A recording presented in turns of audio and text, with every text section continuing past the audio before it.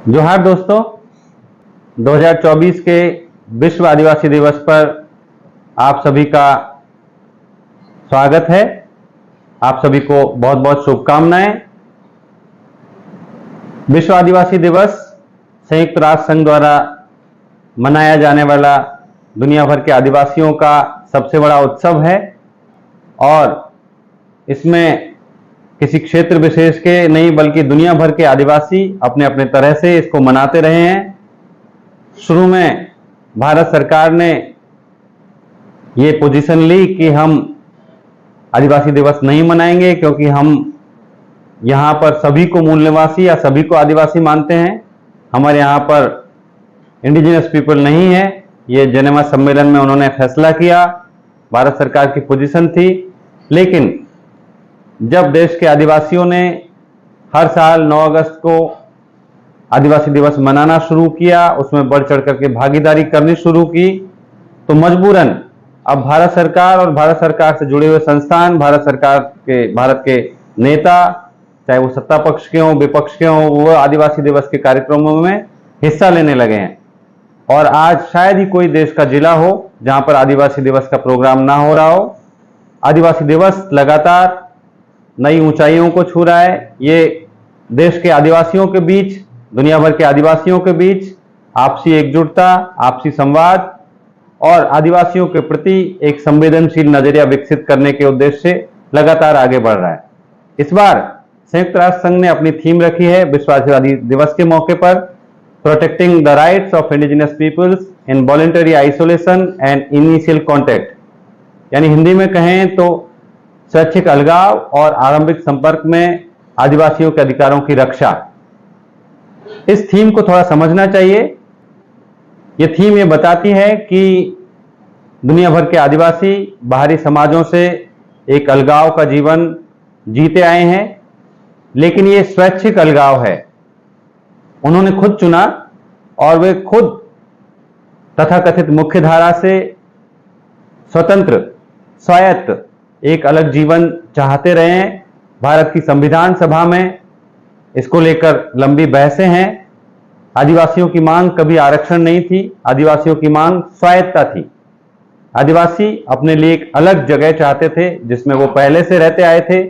उस जगह को अपने लिए संरक्षित करना चाहते थे और हम सब जानते हैं कि वे इस प्रकृति के, जल जंगल जमीन के स्वाभाविक संरक्षक हैं।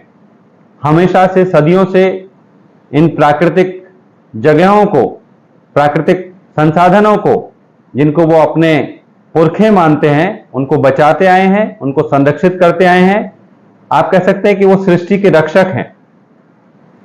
और आज जब मुख्य धारा के लोगों के बीच, अकादमिक दुनिया में ये बहस है कि आदिवासियों को मुख्य धारा में मिलाया जाए, उसके लिए प्रयास किए जाएं, जैसा कि तमाम समाज विज्ञानों के अनुशासनों में इस तरह के शोध और इस तरह के पहलें हमको देखने को मिलती हैं, जो एक बताना चाहती हैं, जो प्रयास ये दिखाना चाहते हैं कि कैसे आदिवासियों को मुख्य धारा में मिलाया जाए।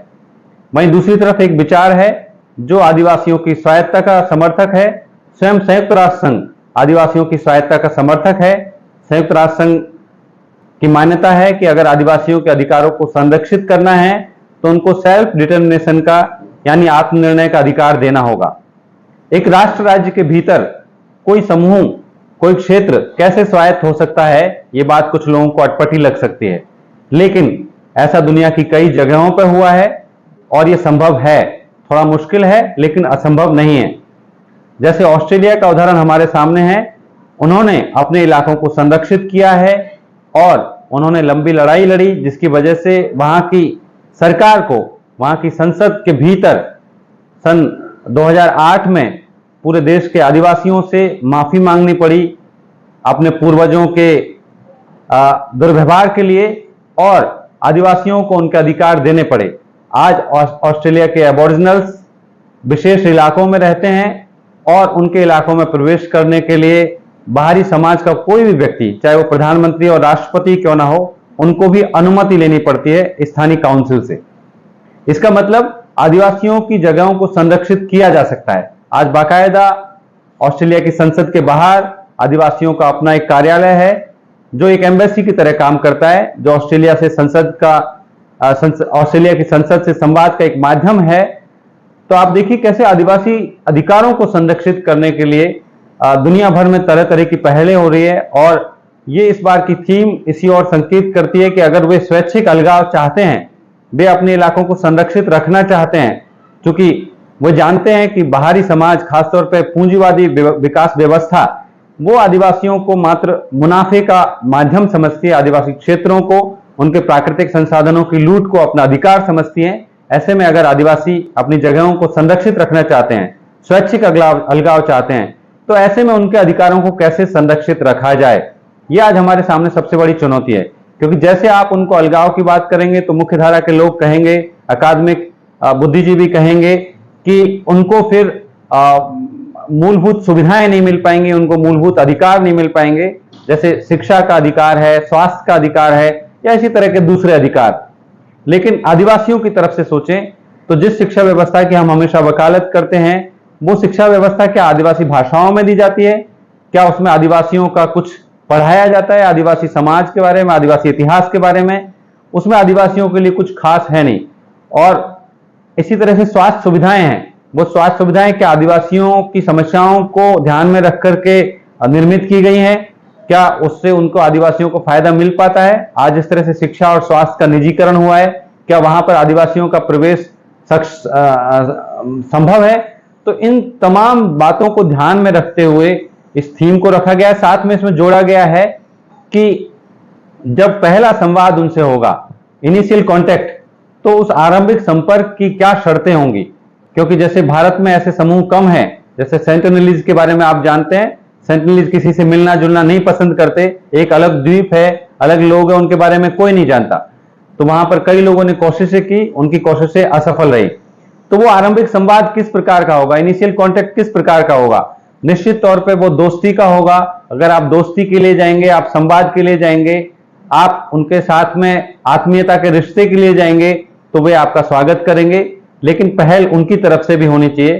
सिर्फ हम चाहें किसी से जबरन कोई रिश्ता रखना, जैसे एक तरफा कोई रिश्ता नहीं चल सकता, वैसे एक तरफा संवाद भी नहीं चल सकता। संवाद उनकी तरफ से भी होना चाहिए। और जबरन आप किसी लाभ के लिए उनके पास जाएंगे, उनके संसाधनों का दोहन करने के लिए जाएंगे, तो निश्चित तौर पर प्रतिरोध झेलना पड़ेगा, और निश्चित तौर पर इससे आदिवासियों को नुकसान भी होता है। इसलिए जो लोग आदिवासियों के बारे में सोचते हैं, खुद को संवेदनशील मानते हैं, उनके लिए ये सोचने का विषय है कि उनकी जो स्वाभाविक आइसोलेशन है उसको कैसे हम बचा सकते हैं, उसका कैसे हम सम्मान कर सकते हैं, और साथ में उनसे आरंभिक संवाद की शर्तें क्या हो सकती हैं, और क्या वो आरंभिक संवाद जरूरी भी है। इस थीम पर हम सब बात करेंगे, और इस थीम को लेकर इस देश भर में, दुनिया भर में कल 9 अगस्त को विश्व आदिवासी दिवस को बातें होने वाली हैं। हमने जेएनयू में भी एक कार्यक्रम रखा है 9 अगस्त को। अगर आप जेएनयू के आसपास हैं, दिल्ली में हैं, तो आप जरूर आइए, आपका स्वागत है। हम इन सारे प्रश्नों पर बात करेंगे। हमारे पास कई विशिष्ट अतिथि, विशिष्ट वक्ता भी हैं, और ये सबका संवाद का माध्यम है, एक संवाद का मंच है। इसमें हर किसी को बोलने का मौका मिलेगा। आप भी अपनी बात कहना चाहते हैं तो जरूर कहिए, क्योंकि आदिवासी परंपरा में सबको संवाद का अधिकार है। सभी अपनी बात कह सकते हैं, सभी अपने विचार और असहमति भी व्यक्त कर सकते हैं। तो इस आदिवासी दिवस की आपको बहुत बहुत शुभकामनाएं। आइए मिलकर संवाद बनाएं और इस दुनिया को बेहतर बनाएं। धन्यवाद।